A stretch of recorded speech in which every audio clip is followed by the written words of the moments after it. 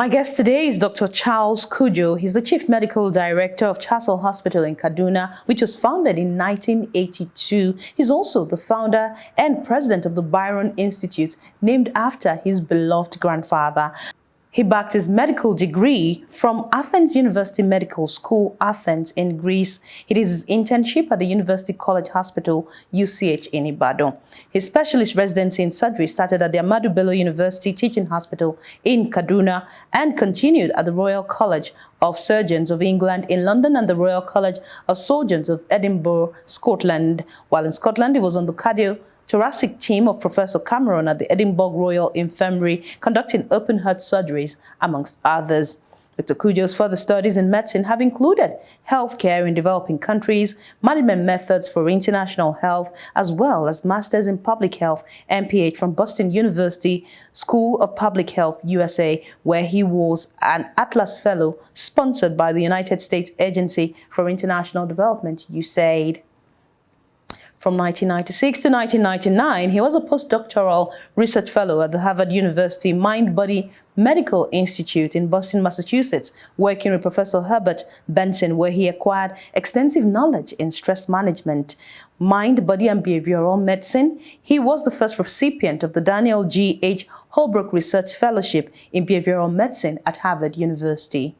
In 1998, he founded the Byron Institute in Boston, Massachusetts, named after his grandfather. And since the Institute's inception in Nigeria in 2001, Dr. Cudjoe has organized corporate health programs on stress management and other non-communicable diseases, NCDs, emotional intelligence, medical errors prevention in healthcare, financial control in healthcare, and clinical governance. His collaborative work with institutions of repute have included stress management, with emphasis on how stress affects an individual's well-being, especially in the prevention of strokes, heart attacks, and diabetes, customer astonishment program for healthcare practitioners, leadership and management for physician executives. Dr. Charles Cudjoe was the former national president of the Guild of Medical Directors, Nigeria, and the founder of the Abuja Philharmonic Orchestra. Born in Kaduna, raised in Enugu and Lagos, Dr. Cudjoe is passionate about Nigeria and speaks Hausa, Yoruba, Igbo, and Greek. Welcome, Dr. Cudjoe. Very good to you. Good to you, KemKem. And it's nice to have you on Spotlight with KemKem. Thank you. Achieving healthcare for all in Africa is a complex task that requires a multifaceted approach involving various stakeholders, both local and international, and of course, the government. So I think the best place to start now is let us look at the current state of access to healthcare in Nigeria. The state is abysmal, to put it in one sentence. Most Nigerians cannot afford health when they need it, or health care when they need it. And so most will resort to waiting too long, appearing at hospitals and clinics when it's too late. And the truth of the matter is there are the three critical areas of what I call the sacred triangle of health. Okay. The first being the quality and quantity of healthcare you receive. Okay. The second being the cost. And the tip of the triangle is access. How can Nigerians have access to health when they need it? Because most people will say, I can't go to the hospital, I can't see a doctor because I can't afford it. I don't have the money. And is there a way we can sort or fix that problem? Okay, before we go into if there is a way we can sort of, solve that problem, let's look at the main barriers to access to health in Nigeria. One of them is, again, money. Money is a critical. The second is transportation. You'll discover that in some places, if we were to let's leave the cost alone for now and look at the other aspects. Why people don't go to hospital? They're too far. The secondary care hospitals, the tertiary care hospitals, sometimes even the primary care hospitals, which are supposed to be within the vicinity of the patient, are too far. And there are no means of transportation. I mean, some pathetic cases have occurred in this country where a woman, and I give this example from time to time, in one part of Nigeria, which I will not mention this time so as not to embarrass them because it is all over. So we just saw this and picked it up, where a woman in labor was being attended to by the traditional birth attendant. They do a marvelous job in the villages. They take the births and they do very well. But on this occasion, she had twin pregnancy and she didn't know it because she didn't have access to scanning machines. And she took delivery of the first child and everybody was happy. It's a boy, and they jubilated, only to look at the woman and go, oh, it's not the placenta coming, it's hand presentation. And a hand presentation is a very difficult delivery to take. I mean, by experts, not to talk of a birth attendant whose basic skills are within taking normal deliveries. And so she tried and said, no, this is beyond me. We need to move this patient to the hospital or the health center, in this case, that was closest.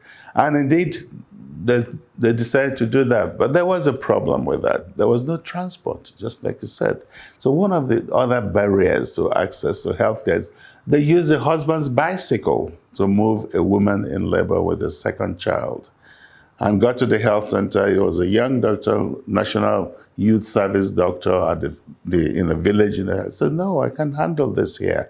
We need to move this patient quickly to the general hospital. Again, there was no means to move her to the general hospital. And they used the gardener's wheelbarrow to try to move her to the next level of care. And of course, they got there and it was too late. Mother and child died. Increase in infant and also maternal. So these are the issues that we really need to address. And I will profile some solutions to that as our conversation. I actually love that because I'm almost in a bit of a despair, as you mentioned that I can just imagine a woman in labor being moved with a bicycle and then a wheelbarrow and all of that. So transportation is a ambulance system. And it doesn't have to be the 40 million.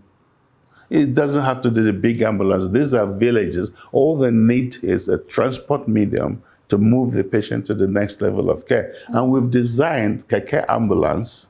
Okay.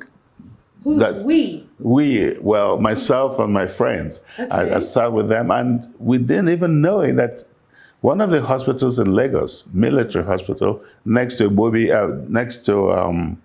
the College of Tech, had gotten the students to build an ambulance with the KemKem framework. Okay. I mean, the frame of the KemKem, and have a stretcher inside it, a chair for the nurse and the driver.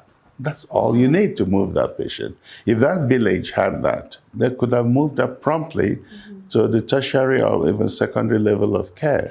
And that would have saved 2 lives. That would have saved 2 lives. Because the other child will grow not ever knowing her mother or her twin or his twin. Very sad. So, and every local government can afford one of those and employ a rider who resides within that local government and who, if there is service in the area, could have a cell phone which could be used to call him when he's needed. Go to that house next to the mango tree or whatever and pick up a patient to the hospital. Let's look at the role of financing, because it's one thing to have transportation. It's another thing to be able to afford it when you do get to the next level of care. Okay, so we've done well with the National Health Scheme. Yeah. But coverage, the National Health Insurance, now called Authority, it's been changed from NHIS to NHIA, which is good. But we wanted it to go more than that, to go beyond that. And because of time, I'll go straight to what it should have been. In my project, in my research, was suggesting that it should be converted to the National Health Bank. And there's a reason for that. Why? Very good question. So, number one, we need the Act of Parliament to make that happen. But as soon as the National Health Bank yes, against the National Health Authority. Yes, which was previously the National Health Insurance Scheme. Okay. So, the idea is every Nigerian should be able to afford at least 10 naira, 20 or 25 naira per day. The initial study was with 10 naira. This was few years ago when the status and the inflation and of the country wasn't this much. I mean, the naira was still stronger than it is today. The idea was that every cell phone, may I borrow your cell phone? No, here it is. Yes. You can have it. Every cell phone Yeah. can be made to subscribe, to pay 10 naira per day to the National Health Bank. That is the reason for the bank. Okay. All money is from Nigeria. And we understand there are almost 180 million cell phones in use today. And when you calculate that, it's over 1 trillion naira per year when you add the national health budget and other sources of income. And in addition, now we have the 1% consolidated fund going to health. I'm not sure it's been implemented yet. But there's this 10 naira. Okay, very good. Just like you subscribe to magazines, you subscribe to stuff by phone, so when you are interested, and we expect every Nigerian should be interested, because this gives them access to health without paying a penny or a kobo out of pocket when they need health care. They simply appear. Say, I may not need it. You may not need it. That's not true, not for health. You will need health. We all need some health service at some point in our lives. So but what you're saying means there has to be a nexus between the National Health Bank and the telecom providers. Yes. Okay. That's, you see, the cell phone is a great machine. It does so many things. But the basic thing we want to use it for this time is to leverage on its ability to register Nigerians effortlessly. You just go in to the site, get registered, and it is transmitted immediately to the National Health Bank, who gives you a card indicating something like this, indicating that you've registered with the system. And because the National Health Insurance Scheme before was available all over Nigeria, in every state, there's an NHIA now office. They're able to provide your card to you at those offices nearest your place of abode. Therefore, when you need help, or all you do is go to the hospital, go to the clinic, any hospital, any clinic, tertiary, primary. However, we want it to be such that you go first to your primary health center, so that you don't go to tertiary institutions with cases that can be treated at a lower level and less expensively. So when you appear at the local health center, they will examine and decide, can we handle this case at this level, or should we refer? The referral system used to be very strong in Nigeria previously. You just didn't appear at a tertiary hospital like the UCH or the ABUTH or anywhere like that without being referred. And that helped the system. Right now, some hospitals are full to capacity. All comers, and that shouldn't be so, because that's a waste of resources. So, quickly, we ensure that you approach healthcare at that level, refer to the next level. But the beauty of this is you don't pay a penny at any level. This card guarantees that you have already subscribe to the system by paying 10, 15, 20. Well, I think right now we're looking at 25 naira per day because of inflationary forces on the system. What if I'm so I'm assuming I need healthcare now. I go to the healthcare provider. Yes. And then I'm overcharged because they know I have money. No, okay. Because, you see, it's still insurance. The fees have been agreed ahead of time by the providers and the payer, which in this case is the National Health Bank. Very good point. There are every condition is listed on the system, and the doctors and the nurses and providers and pharmacists and lab scientists cannot charge beyond what has been mutually agreed. Okay, so it may be reviewed from time to time, but for now you can't overcharge. You charge within the bracket, of course, for that condition. But what now happens to people who don't have cell phones? That's going to be a bit of a problem. But you can register those people. For instance, a grandma in the village who doesn't have a cell phone, the daughter or granddaughter can register her with her own phone, but will be paying for her through her phone. So instead of 10 naira, you may have to be paying 20 per day because of grandma who is registered under your cell phone. Okay. And now, taking a look at this, what will it now portend at the end of the day in terms of that universal healthcare for all, especially in places where primary healthcare centers are non-existent? Okay. There are primary health centers all over Nigeria. There are 774 of them built by late Professor Ransom Kuti during his tenure as minister. They have to be revitalized. They have to be resuscitated. Indeed, you are right. They are non-functional. They are now inhabited by reptiles, snakes and lizards. And that's totally unacceptable. But you do find some local governments where they're in use and properly used. And that is a key point in this discussion. The health centers, in reviving them, will create a lot of jobs. Every local government will need carpenters, painters, electricians, plumbers to fix them. And once they're fixed, they should be constantly maintained. We'll be talking about how you do preventive maintenance. You don't wait till anything breaks down. In addition, because you want to keep the doctors and the nurses and the pharmacists and the labs at that location, they'll need basic things like housing. And we're not asking that we should build anything fantastic. 4-bedroom apartment, kitchens and toilets, and then a small generator, 10 kVA. Oh, solar, since we're going green energy. Solar lighting systems are big, but we need the generator for the vaccines that will be stored at the health center. Okay. And it doesn't have to be a massive generator, 10, 15 kVA. Water supply, absolutely crucial. Boreholes, they're still very inexpensive to install. Yeah. And purification systems can be as simple as possible. And water tank reservoirs. Therefore, water power being available makes it interesting. So who will man these hospitals, or women there? Who will work there? We're suggesting that henceforth, no youth corps doctor should be posted to any city. This might cost an uprising. No, that is the purpose of the National Youth Service Corps. They were not designed to have young people in the cities. They were designed to send them to remote areas that care and help will not have reached. Okay. Therefore, let us begin to use them for what they was designed to do. So doctors will be in those 774 local government centers.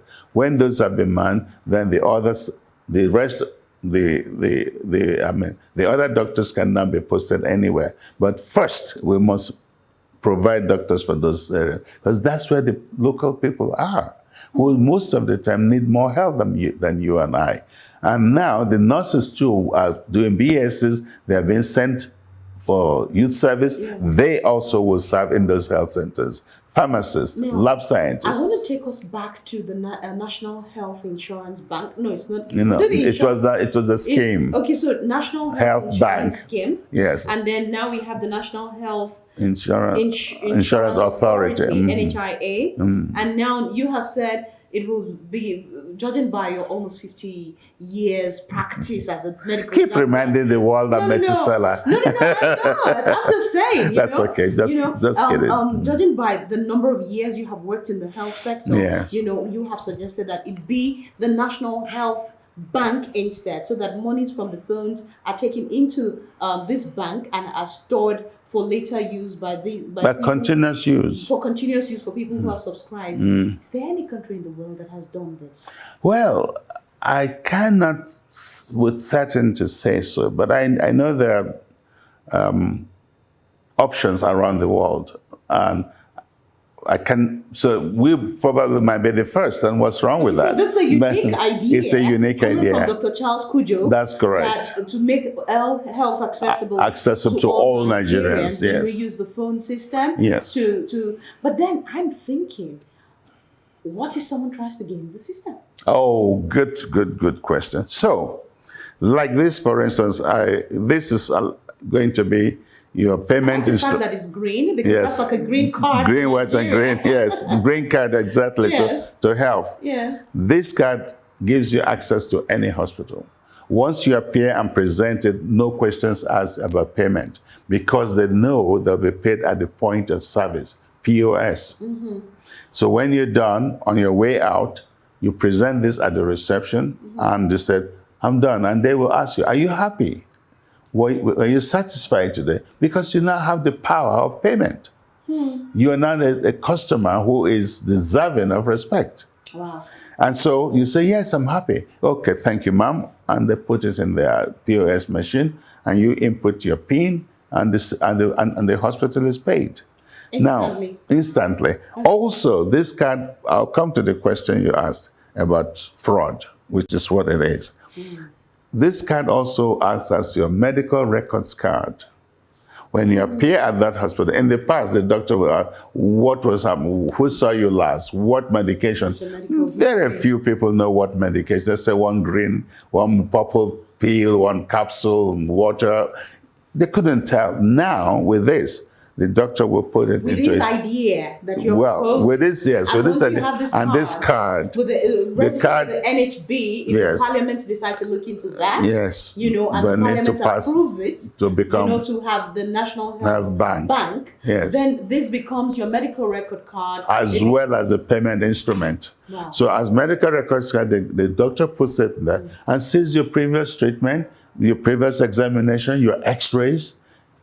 Where quality goes up. So it takes care of medical records too. As well, yes. So it's a payment instrument, it's records, so you carry your records with you everywhere you go, including X-rays and EMR, whatever was done is inputted here, and your computer downloads it.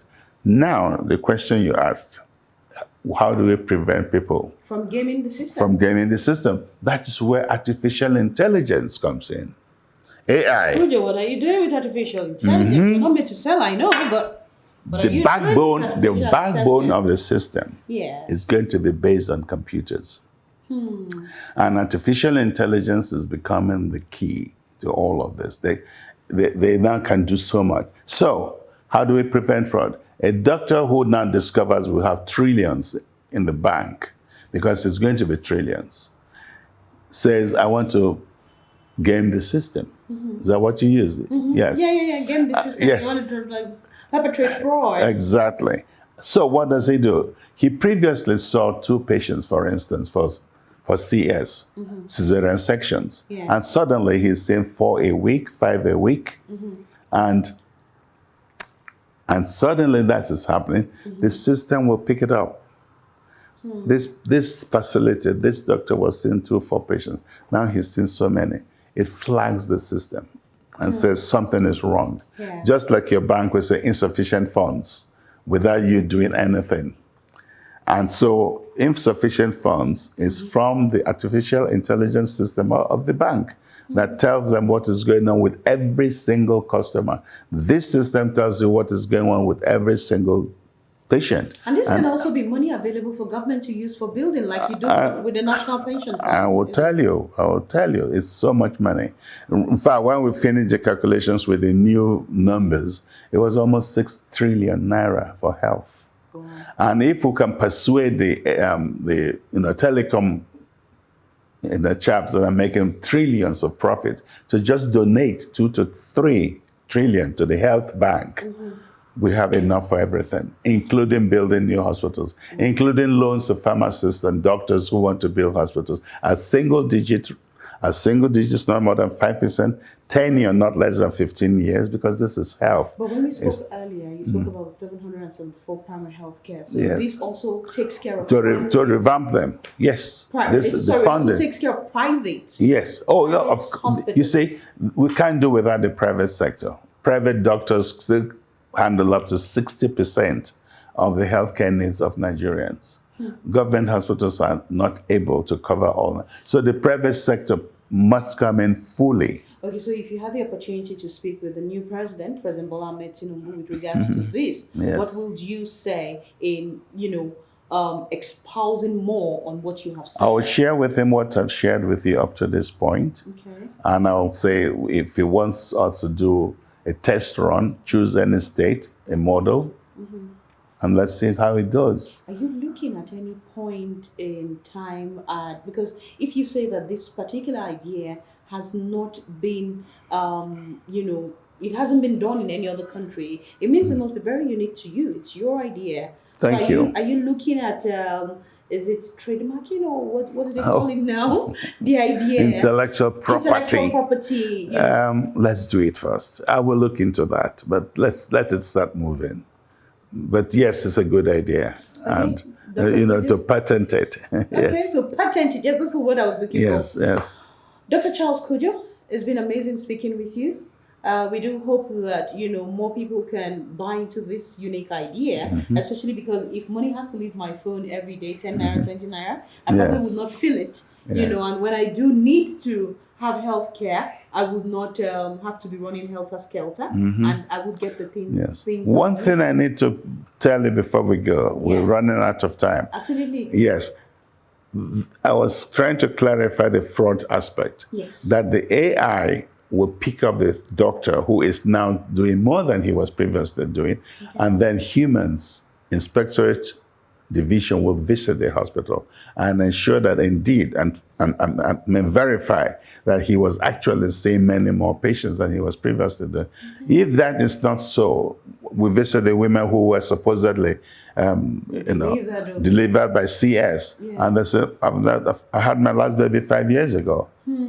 What happens to that doctor? Immediately blacklisted. That system, when you go there, was that this facility is temporary out of service. So then they tell you where to go next. So this could actually also work with the Nigerian Medical Association and all of that? Of course. So that doctor goes to court, and if found guilty and sentenced, he is struck off the medical register. He will never practice medicine in Nigeria again. Because that's the only way. It's a lot of money, and people can get overexcited trying to make money. I just thought we should share that quickly. Very important. Thank you. Thank you so much, Dr. Charles Cudjoe. It's been nice speaking with you and sharing this amazing idea with us on Spotlight with KemKem. We do look forward to the implementation of this idea, hopefully. If Parliament, buys into it, Parliament, government, if Parliament, the three arms. The three tiers of government, if Parliament buys into it, then it can become a bill, and then become an act signing by the President, current President Bola Ahmed Tinubu. So hopefully, then maybe we will have it as the Cudjoe National Bank. The Cudjoe National Health Bank.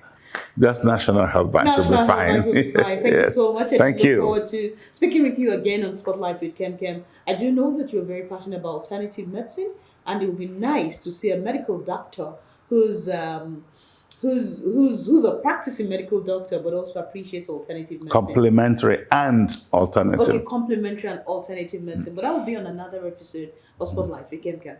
Thank you. And that's our package on Spotlight with KemKem, where we bring you extraordinary Nigerians who are shining in their field of endeavor, doing what they know how to do best, doing the best for Nigeria. My name is Kemi Asheko, and my loved ones call me KemKem. It's been a pleasure to be here again, and we'll catch you again next time. Over the years, employability has moved from what you studied to what you can do. Knowledge that cannot be applied is useless in today's world. That is why at Summit University Offa, Sun Offa, owned by Ansaruddin Society of Nigeria, our goal is not to produce only employable graduates, but to graduate entrepreneurs and job creators who shine in their world like the products of Sun Offa that they are. Enroll today by visiting www.summituniversity.edu.ng. Inter-university transfer is also available for undergraduates willing to complete their studies at Summit University Offa. Sun Offa. We shine like the sun.